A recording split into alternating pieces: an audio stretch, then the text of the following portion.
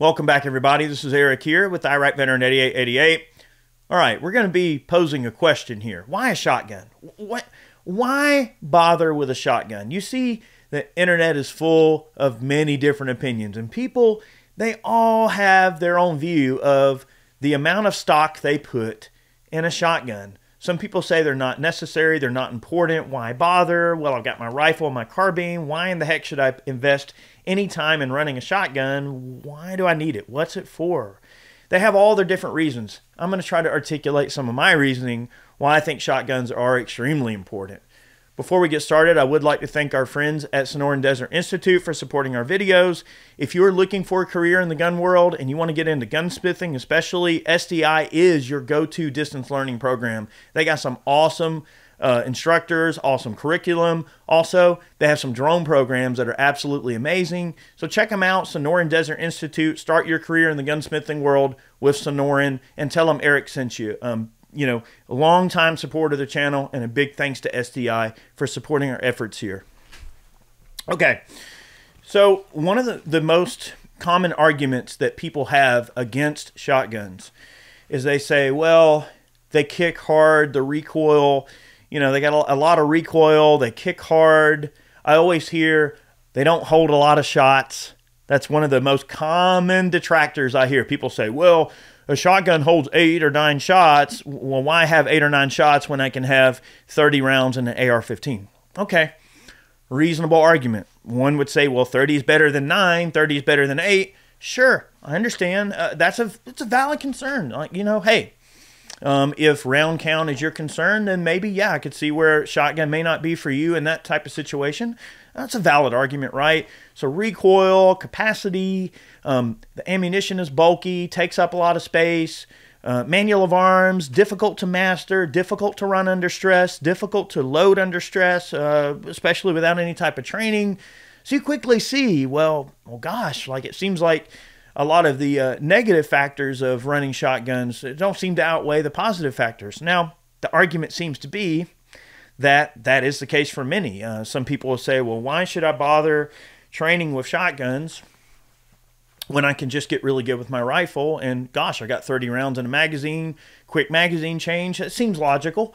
I've also seen the argument, well, a rifle can shoot through body armor better and a shotgun may not. So with all of these negative detractors against combat shotguns, why would someone continue to go, you know what, maybe there is a merit to having a shotgun?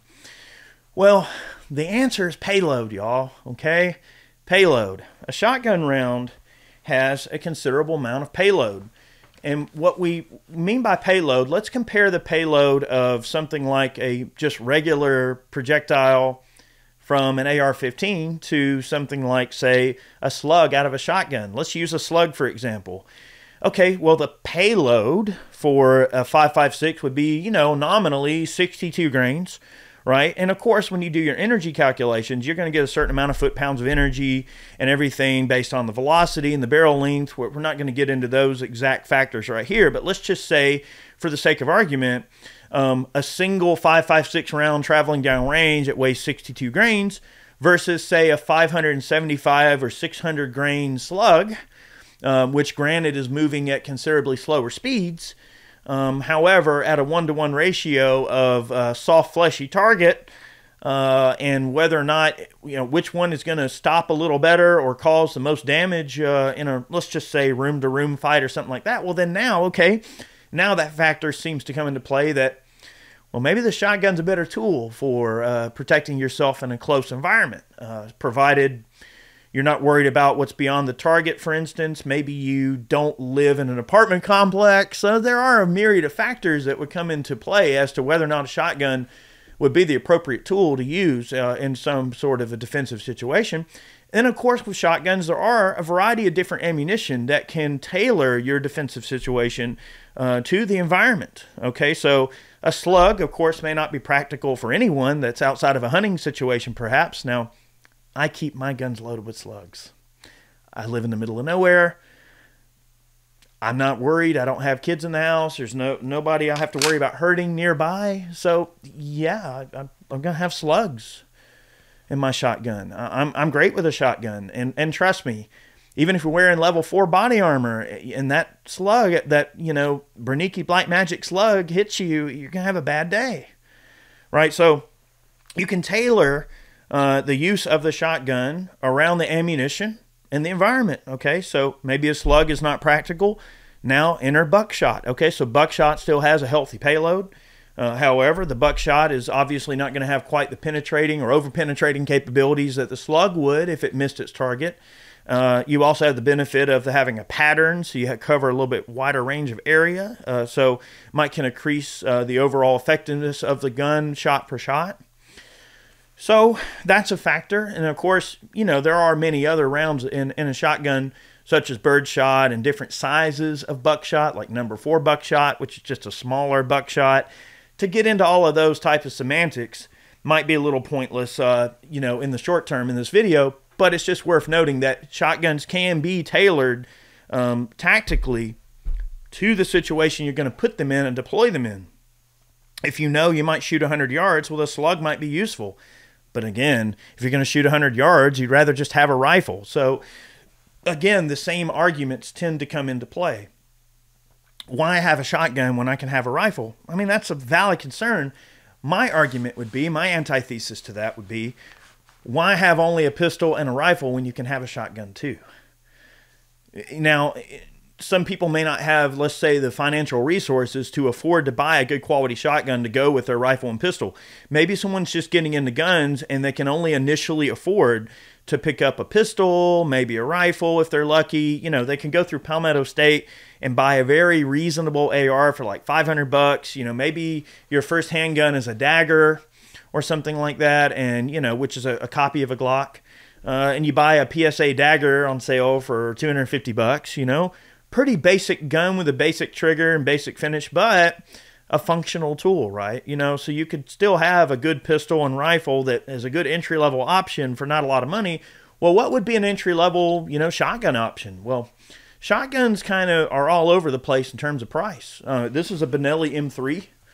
Okay, this is a convertible, so this gun will do both pump and semi depending on the way that it is set up, which is really cool, right? I mean, I have a Benelli M4 right here. You know, I'm kind of into Benellis now. Benellis do, you know, bring in a certain cost into play, okay? I mean, M3 is not a cheap shotgun. You know, an M4 is not a cheap shotgun. An M2 is not a cheap shotgun. A Beretta 1301 Tactical is not a cheap shotgun, right? An FNX self-loading police shotgun is not, or an FN self-loading police is not a cheap shotgun. However, they're great. They're good quality. So, you know, there are a lot of inexpensive options. If you don't want to go with an auto loader in a shotgun, you can always go with like a pump action or something. You know, you can get a Remington 870 used. You know, sometimes through police trade-ins, you can get a police trade-in Wingmaster, like an older Wingmaster or an 870 with like wood stock, you know, just a basic wood furniture for $250. That's a great option if you want to get into a good pump shotgun and have a shotgun as a tool in your disposal that you may not really practically use it that much, but it's nice to know you have it if you need it. And that's kind of the way I like to treat shotguns. I mean, when I stage guns in the house, for instance, I do stage a lot of firearms in the house. I don't have kids, right? I keep them in secure locations, obviously, but they are staged. They are, you know, ready, okay? Yeah, I'm going to probably grab my rifle first, but you better believe I know that that shotgun is a tool that, depending on if the circumstances of battle dictate that a shotgun is the tool that I need in that moment, well, then I have the choice to grab a shotgun if I want to. But if you don't have a shotgun at all, well, guess what? A shotgun's not on the menu, is it? When you look at police shooting data, okay, when you look at what we call one-shot stops on the street, 40 Smith & Wesson as a pistol cartridge is responsible for a great number of one-shot stops when the police actually engage in some decent marksmanship, but we're not going to go there. But it is a good source of one-shot stops on the street is a 40 Smith & Wesson, but also the old 12-gauge shotgun. And I would say in a majority of situations where a shotgun is deployed in a tactical environment, especially law enforcement, military, usually in all the videos I've seen, it only requires one shot, okay? So you can send a hail of bullets downrange inaccurately with a handgun and not hit anything you're aiming at. I mean, in many law enforcement shootings, you're going to hear an eruption of gunfire, and you got a lot of collateral damage potentially there if you miss your target and there's rounds going all over the place. But every shotgun I've seen deployed in a police shooting video, namely, the suspect, perpetrator, whatever you want to call it, is always, let's just say they're going to require a trip to the morgue, not the hospital. So shotguns, again, I go back to my original thesis on this. Shotguns are about payload, y'all. Yes, the shotgun does not hold as many rounds as a rifle. In some cases, doesn't even hold as much rounds as a pistol. But those rounds are mighty powerful. And when they go down range, they tend to carry chunks of things out the other side with them. Okay. I don't think I need to get too detailed on the description, but let's just say that when a shotgun goes into a thing of fleshy consistency, let's just say there's some hate attached to it. And believe me, that slug is going to carry some bone and no telling what else. And trust me, someone catches a shotgun slug, they're not going to need a trip to the hospital. They're going to need a trip to the morgue. And that's the thing. You know, shotguns are ridiculously powerful, and they have a great deal of payload. And sometimes the payload is the answer, y'all. And I've tried to articulate this to people over the years. I've tried to make them understand it. But at the end of the day, nothing trumps payload, right? It goes back to another sort of time-honored argument when people say, well, the M1 carbine was not a very powerful rifle, right, in World War II. I always hear that. People say, well, 30 carbine is just like a kind of little pistol round. You know, what could it really do? Well, you know, now 110, grain, 30 caliber, 30 cal round coming out of an M1 carbine versus a 55 grain 5.56 coming out of a, 14.5-inch M4.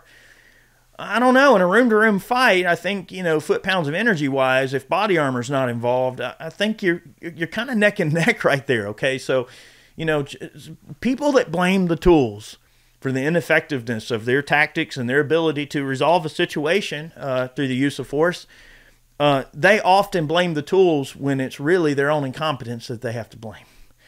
And I believe that the same goes to say for shotgun users, where people that say shotguns are not a useful item or that they don't see the use in them, it doesn't mean that there's not a good use for them. It means that they don't understand how to use them in the effective manner that makes them a useful tool.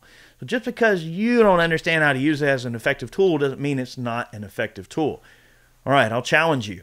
Ask any firearms instructor. Take a guy that gives a great pistol class, a great rifle class, and ask him. Other than Clint Smith, he doesn't count because he's a shotgun master. But ask these high-speed trainers, hey, do you offer a high-level shotgun course? And most of them will tell you, we don't really deal with shotguns much. Because look, shotguns are hard to master, y'all. They kick hard. They're hard to load. The ammo's huge. The ammo's hard to carry. It's a big, shell. You got to... just carrying shotgun ammo is an adventure of in itself. So running shotguns, especially in some sort of operational environment, if you will, is not for the faint of heart. Okay, so I think it's worth saying. But for the sake of argument in this particular video, and I suppose the question I want to kind of answer and propose here and get to the point of is that your average person who needs a shotgun for protection doesn't have to worry about operational capacity, doesn't have to worry about reloading under stress and jumping behind a dumpster like a movie and reloading. I mean, those are important skills to know. You need to know how to run your gun under duress, under stress, under movement. Of course. I mean, that's an obvious thing. If something that you're going to deploy as a tool you might have to run around with it. You may have to duck around and, climb a wall. Yeah, there's going to be things you have to do while deploying and using that firearm. However, 90% of people are probably, if they ever did have to use a shotgun in a protection situation, provided they do their job with the gun and shoot what they're aiming at, you're probably not ever going to have to reload before the threat's over. Now, of course, multiple threats, that's another story, I suppose. But then again, if there's multiple threats, well, then you probably need a rifle at that point. So see, the tool all is just going to sort of find its way into your hands sort of naturally and intrinsically. So I don't think you have to worry too much about wondering which tool is going to work for the job. But if you don't have the tool, then guess what? It's not in the toolbox. So I'm not trying to convince you to buy a shotgun. I'm not saying shotguns are the best thing since sliced bread or anything like that, but I will say that over the years, as I have, went down this really fun journey of learning about firearms and, especially milsurps, shooting lots of different military rifles and especially, rifles such as AKs and ARs and all the, kind of oddball things in between. I love rifles. I really do. And I love shooting handguns. And I think I've found myself loving PCCs the most, like 9mm PCCs. And boys and girls, I like semi-auto shotguns, because I feel like, when I squeeze the trigger, the power is just there. Like having that power to the wheels is kind of a nice thing. And once you understand the niceties and finities and intricacies of a shotgun, it's a very useful and, dare I say, destructive tool. So that's a tool that can be used to your benefit if the circumstance dictates. So anyway, I hope you liked my explanation of, why a shotgun? Why do people choose shotguns? Well, there's some of the reasons why they may not, and some of the reasons that they might. And I tried to articulate these in a way that hopefully some of you will understand the pros and cons of shotguns, and why some people have a great amount of dismay for them, and why some people, such as myself, really see the value in them. So thank you so much. Many more videos on the way. Let me know how you like this format. I might do some similar videos, maybe with revolvers and some other things like that. But thanks so much for tuning in. Many more videos on the way. We'll see you soon.